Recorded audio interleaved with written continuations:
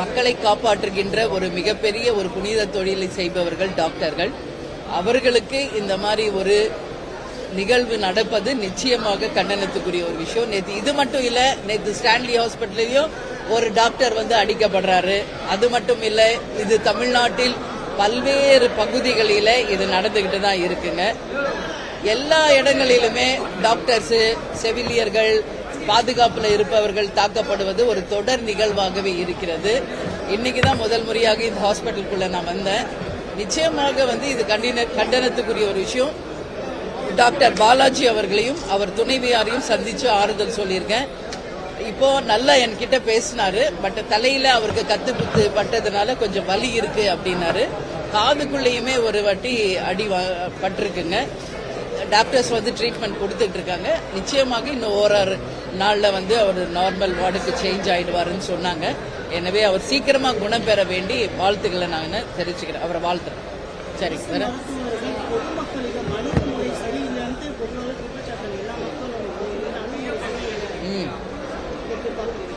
இது இன்னைக்கு நம்ம நாடு மிகப்பெரிய நாடு, மிகப்பெரிய ஒரு பாப்புலேஷன் இருக்கிற நாடு. இது கவர்மெண்ட் ஹாஸ்பிட்டல்.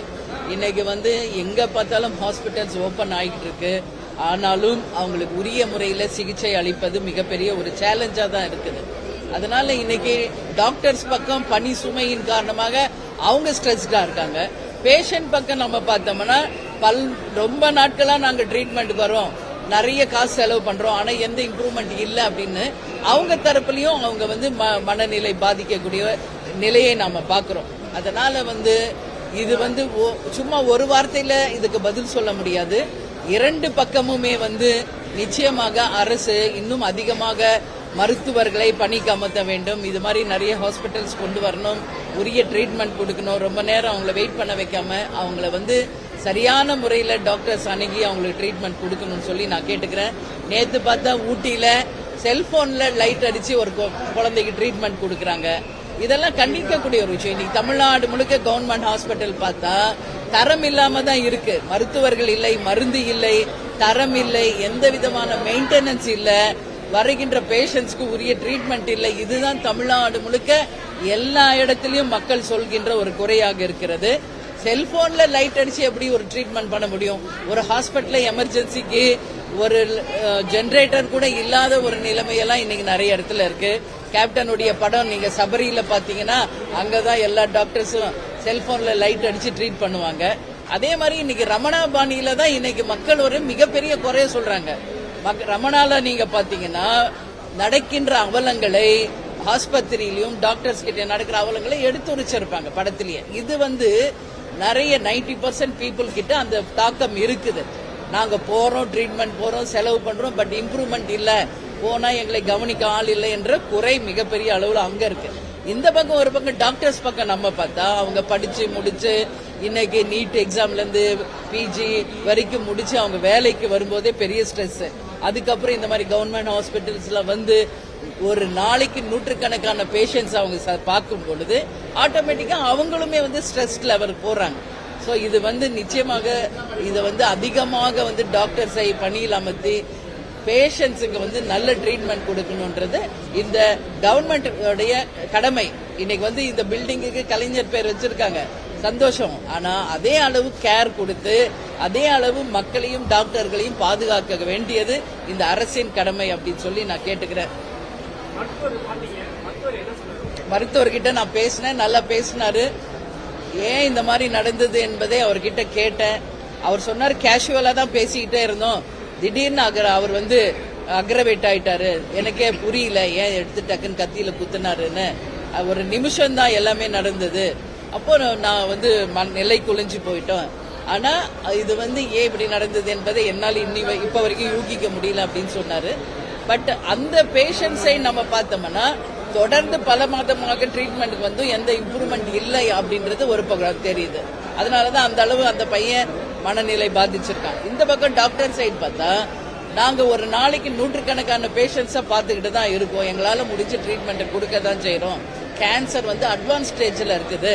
அப்படி இருக்கிறப்போ எங்களால முடிஞ்ச ட்ரீட்மெண்ட்டை நாங்க கொடுத்துட்டு தான் இருக்கோம்னு டாக்டர் தரப்பு சொல்றாங்க.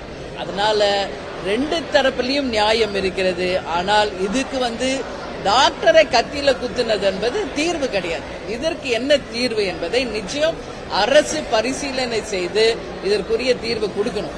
நேத்து பார்த்தா ஒரு ஸ்கூல்ல குழந்தைங்களுக்கு இன்னைக்கு சில்ட்ரன்ஸ் டே, எல்லா குழந்தைகளுக்கும் ஹாப்பி சில்ட்ரன்ஸ் டே நான் சொல்றேன். ஆனா இன்னைக்கு பள்ளிக்கு செல்லும் மாணவ மாணவிகளுக்கு என்ன பாதுகாப்பு இருக்குது ஒரு பெரிய கேள்விக்குறி. தூத்துக்குடியில ஆசிரியரே மது குடிக்க பழக்க வைத்து பாலியல் வன்கொடுமை பண்றாங்க. பெற்றோர்கள் இந்த கவர்மெண்ட்டையும் ஆசிரியர்களை நம்பிதான் பெண் குழந்தைங்களை ஸ்கூலுக்கு அனுப்புறாங்க. ஆனா எந்த பாதுகாப்புமே இன்னைக்கு கிடையாது. இன்னைக்கு பார்த்தா திருவொற்றியூர்ல நேத்து ஒரு பழம் விற்கிற ஒரு அம்மா ஒரு ரவுடியால படுகொலை செய்யப்பட்டிருக்காங்க நடு ரோட்ல. இன்னைக்கு காலையில பாக்குறோம் மதுரையில மெயின் ரோட்ல ஒரு தலை துண்டிக்கப்பட்டு ரோட்ல கிடக்கு. இன்னைக்கு இப்ப வரைக்கும் அது யார் பண்ணாங்க, யார் அந்த வெட்டினாங்க, தலையை யார் அங்க போட்டாங்க, எதுவுமே தெரியல. இன்னைக்கு சட்டம் ஒழுங்கு மிகப்பெரிய ஒரு கேள்விக்குறியாக இருக்கு.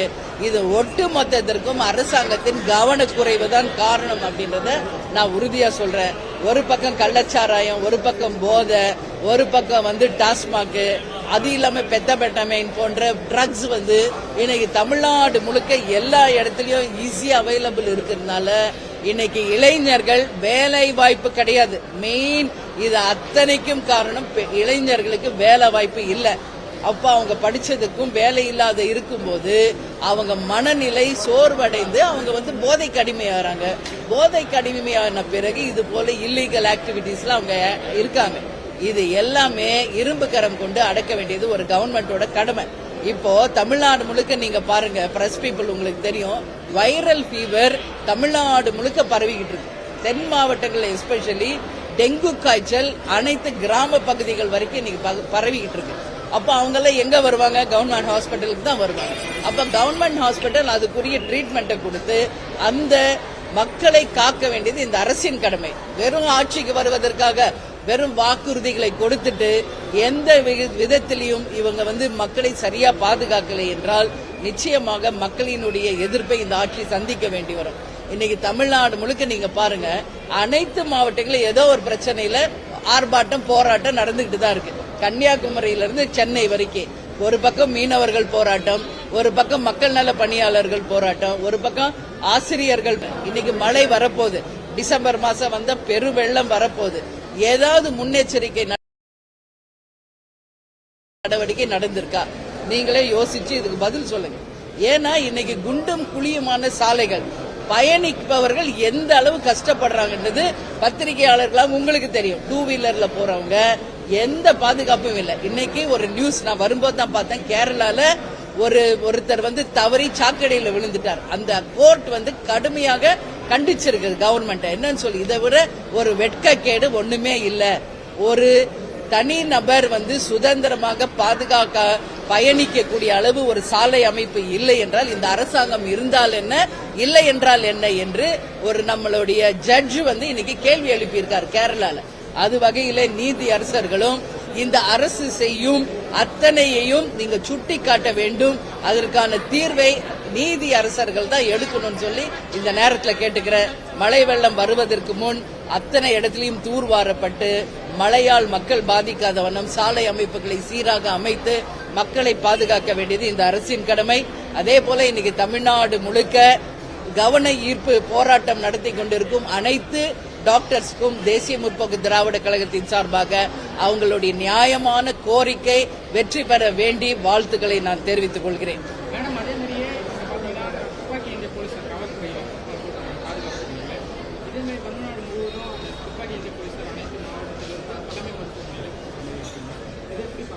இல்ல, ஏதாவது ஒரு பிரச்சனை வந்த பிறகுதான் துப்பாக்கி ஏந்திய போலீஸ்காரங்க வராங்க. அதுக்கு முன்னாடி எங்க இருக்காங்க? இப்போ இங்கதான் நான் நிக்கிறேன், ஃபர்ஸ்ட் டைம் வரேங்க, மேல வரைக்கும் போயிட்டு வரேன். பில்டிங் பெருசா இருக்குங்க, ஆனா எல்லா சேர்ஸ் இங்க உடைஞ்சிருக்கு, எல்லா எக்யூப்மெண்ட்ஸ் உடைஞ்சிருக்கு. வர எல்லா பேஷண்ட்ஸ் தரையில உட்கார்ந்து இருக்கிறத நான் கண்கூடா பாக்குறேன். அப்போ என்ன மெயின்டெனன்ஸ் இங்க இருக்கு? ஒரு நிகழ்வு நடந்த பிறகு போலீஸை இறக்குறீங்க. ஒரு நிகழ்வு நடக்கிறதுக்கு முன்னாடி இது கவர்மெண்டுடைய கடமை அப்படின்னு ஏன் இதை உணர்ந்து செய்ய மாட்டேங்கிறாங்க? எல்லா இடத்துலயும் சிசிடிவி கேமரா வைக்கணும்.